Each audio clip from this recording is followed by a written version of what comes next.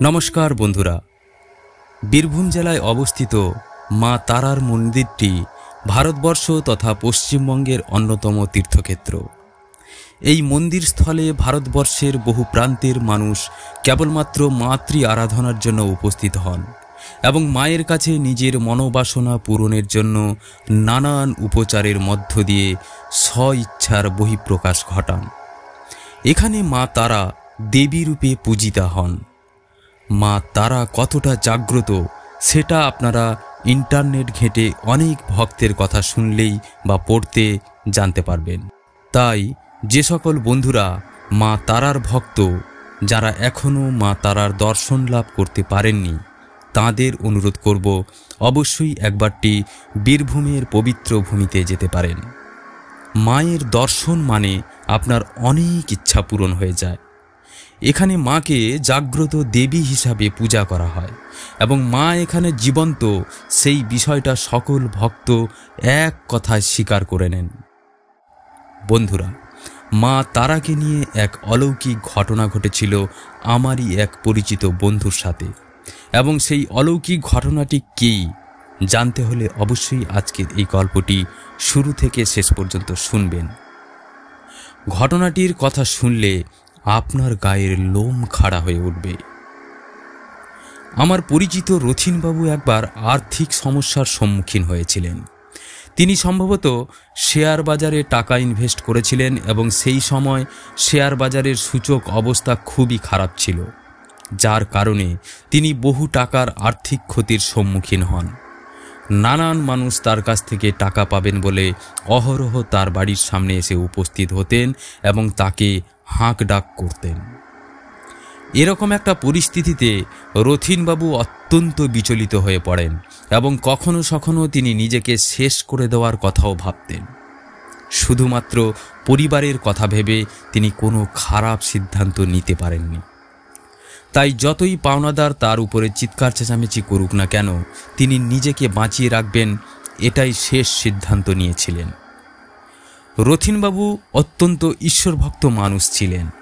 তিনি মা তারার একজন একনিষ্ঠ ভক্ত ছিলেন। মা তারা বিনা জীবনে অন্য কিছু ভাবতেন না।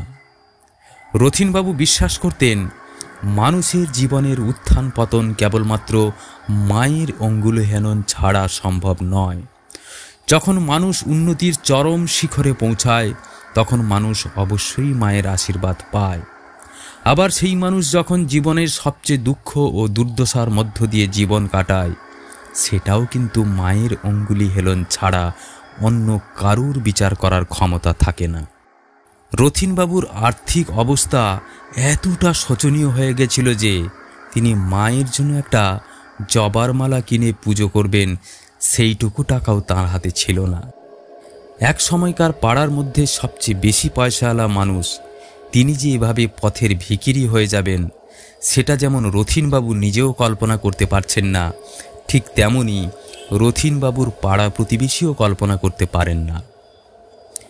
রথিনবাবুকে দেখলে পাড়ার লোকেরা পাশ কাটিয়ে চলে যান, কারণ অনেকে ভাবে হয়তো এই বুঝি রথিনবাবু তাদের কাছে হাত পেতে কিছু টাকা পয়সা ধার চেয়ে না বসে। তো বন্ধুরা, যখন রথিনবাবু চরম দুঃখ দুর্দশার মধ্য দিয়ে দিন কাটাচ্ছিলেন, তখন রথিনবাবুর সাথে কেবলমাত্র মা তারা ছিলেন। রথিনবাবু দিনের অধিকাংশ সময় একবেলা খেয়ে সময় কাটাতেন, কিন্তু তিনি এই সময়েও মায়ের ডাক নিতে ভুলতেন না। তিনি সর্বদাই মায়ের প্রতি বিশ্বাস, ভরসা এবং আস্থা রেখে এটুকু ভাবতেন যে মা একদিন না একদিন রথিনবাবুর দিকে মুখ তুলে তাকাবেন এবং তিনি আবার সচ্ছল জীবনযাপন করার সুযোগ পাবেন।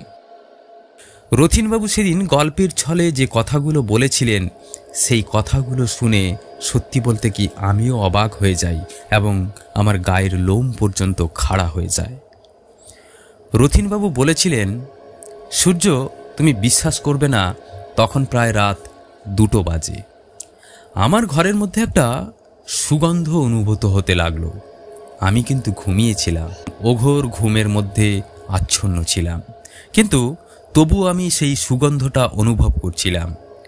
ধূপ ধুনো, চন্দন এবং বেলপাতার যে মিশ্রিত সুগন্ধ, সেই সুগন্ধটাই আমি অনুভব করছিলাম।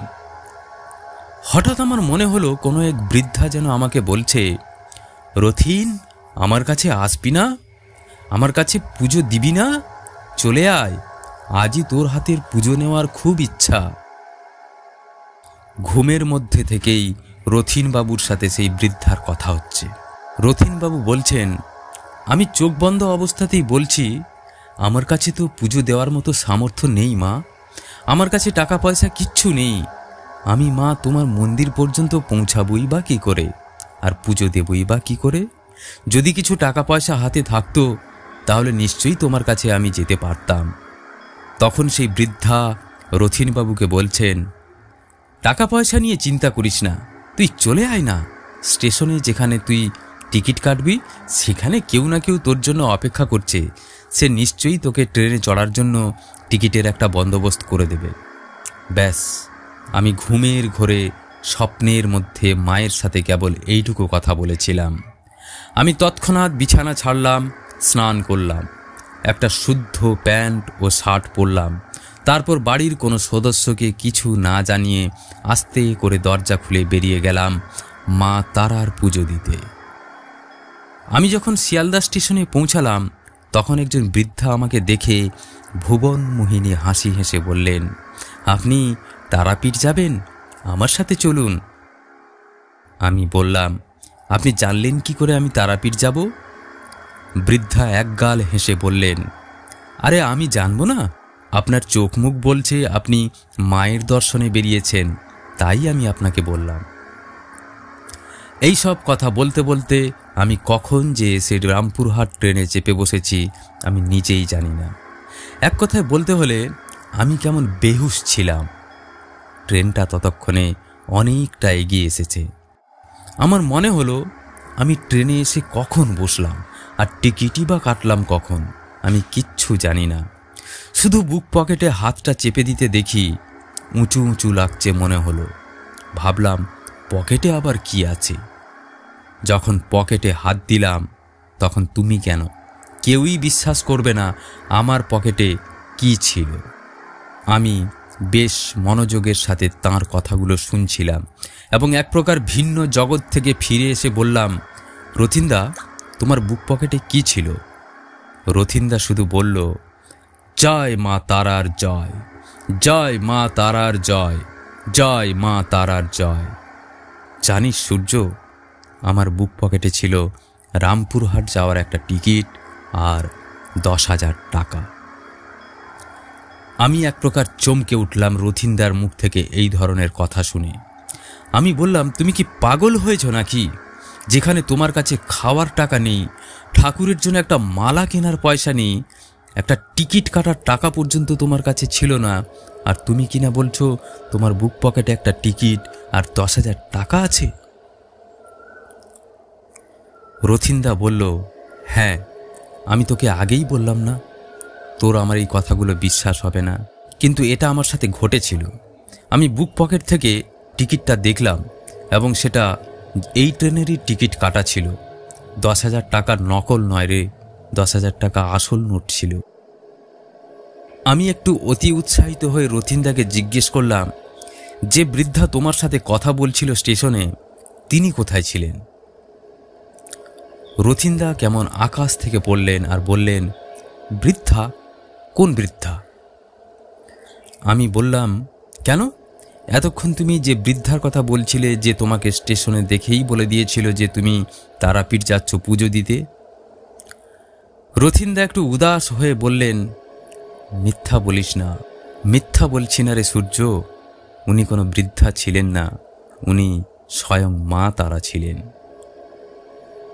বন্ধুরা, রথিনদা যখন আমাকে এই কথাগুলো বলছিলেন, সত্যি বলতে কি আমার গায়ের লোম খাড়া হয়ে আসছিল। আমি বারবার অবাক হচ্ছিলাম এবং মনে মনে মা তারার নাম স্মরণ করছিলাম এবং প্রার্থনা করছিলাম, মা, তুমি কি আমাকে কোনো দিনও দেখা দেবে না? তুমি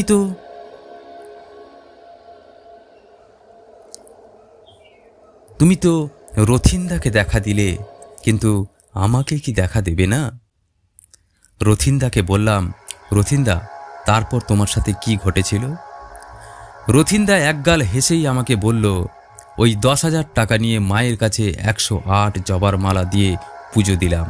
আর মায়ের কাছে প্রতিজ্ঞা করে এসেছিলাম, মা, আজ তুমি যা আমাকে দিয়েছ এই অর্থ আমি কোনোভাবেই নয়ছয় করব না। এই টাকা দিয়েই আমি আবার জীবনের হারানো সম্পদ ফিরিয়ে আনার চেষ্টা করব। জানি মা, তুমি আমার সাথেই আছো, তাই এই টাকা আমি অপব্যবহার করব না। সেই দিন ফিরেই হাওড়া হাট থেকে বেঁচে যাওয়া টাকা থেকে কিছু কাপড় কিনলাম। তারপর ফুটপাথে দোকান দিলাম। ওই টাকা থেকে যে আয় হতো তার সিংহভাগ টাকা আমি নিজের ব্যবসায় ইনভেস্ট করতাম। আর ঠিক আগের মতোই জীবনযাপন করতাম, অর্থাৎ সারা দিনে একবেলা খেয়ে থাকতাম। আমার হাতে টাকা থাকতো, কিন্তু আমি কোনো মতেই ওই টাকা দিয়ে বিলাসী জীবনযাপন করতাম না।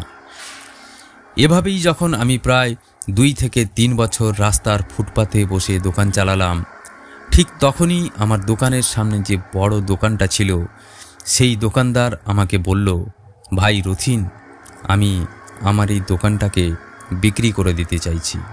আমার বয়স হয়েছে আর আমি এই দোকান চালাতে পারছি না। তাছাড়া ছেলে আমার আমেরিকায় থাকে, সে আর এই দেশে ফিরবে না। তাই তুমি আমাকে যে টাকা দেবে আমি সেই টাকায় তোমাকে এই দোকানটিকে লিখে দেব। রথিনবাবু বললেন, দাদা, আমার তো সামর্থ্য নেই এত টাকা দিয়ে আপনার এই দোকান কেনার, তাই আমার মনে হয় না আমি আপনার কাছ থেকে এই দোকানটা কিনতে পারবো। তখন ভদ্রলোক বললেন, আরে রথিন, তুমি চিন্তা করছো কেন? তুমি আস্তে আস্তে আমাকে টাকা দেবে, একদিনে আমি তোমার কাছ থেকে টাকা চাইছি না। যত বছর আমি বেঁচে থাকব তত বছর তুমি প্রতি মাসে আমাকে কম কম করে টাকা দিতে থাকো। আর তারপর যদি আমি মারা যাই তাহলে তোমার এই দোকানের ওপরে কেউ দাবি করবে না। আমি সেই রকমভাবেই তোমার নামে এই দোকানটা লিখে দিয়ে যাব। আমি আশ্চর্য হলাম এবং রথিনদাকে জিজ্ঞেস করলাম, তারপর? রথিনদা একটা দীর্ঘশ্বাস ফেলল এবং একটা স্মিত হাসি হেসে বললেন, আজ আমি কলকাতার বুকে 15খানা দোকানের মালিক এবং প্রতিটা দোকানের সামনে মা তারার ছবি রয়েছে। আমার দোকানের যে সমস্ত কর্মচারীরা আছে তাদেরকে ইন্টারভিউতে আমি একটা কথাই বলেছি, মা তারার যদি ভক্ত হবে তবেই আমি তোমাকে কাজে রাখব। বিনিময়ে তুমি যে মায়না চাইবে আমি তোমাকে সেই মায়না দেব। বিশ্বাস করো সূর্য, এই 15খানা দোকানের আমার কোনো কর্মচারীর কোনো অভাব নেই। তারা আমার এই দোকানগুলোকে মন্দিরের মতোই ভাবে এবং আমার ব্যবসায় মা তারার ইচ্ছায় এখন রমরমিয়ে চলছে। কিন্তু আমি এখনও সেই সারাদিনে একবেলাই খাই এবং বিলাসী জীবনযাপন করি না। এই যে দেখছো আমার ফাটা প্যান্ট আর ফাটা জামা, এটাই আমার বর্তমান পরিচয়। আমি মাসে মাসে মায়ের কাছে ছুটে যাই এবং মায়ের কাছে অঝোর ধারায় কাঁদি। কেঁদে কেঁদে মায়ের কাছে আমি জীবনের আগামীর দিনগুলো যাতে আমার এভাবেই কেটে যায় শুধু এইটুকুই কামনা করি। তো বন্ধুরা, আজকে মা তারা সংক্রান্ত যে প্রতিবেদনটি শুনলেন, এটা আপনাদের কেমন লাগলো নিজ নিজ মতামত দিতে ভুলবেন না। যারা নতুন করে আমার প্রোফাইলে আসছেন এবং গল্প শুনছেন তাদের অনুরোধ করব আমার এই ছোট্ট ইউটিউব চ্যানেলটিকে সাবস্ক্রাইব করে বেল আইকনটি বাজিয়ে রাখবেন, যাতে প্রতিনিয়ত আমার গল্পের আপডেট আগে আপনার কাছে পৌঁছায়। সকলে ভালো থাকবেন, সুস্থ থাকবেন এই কামনা করি। নমস্কার।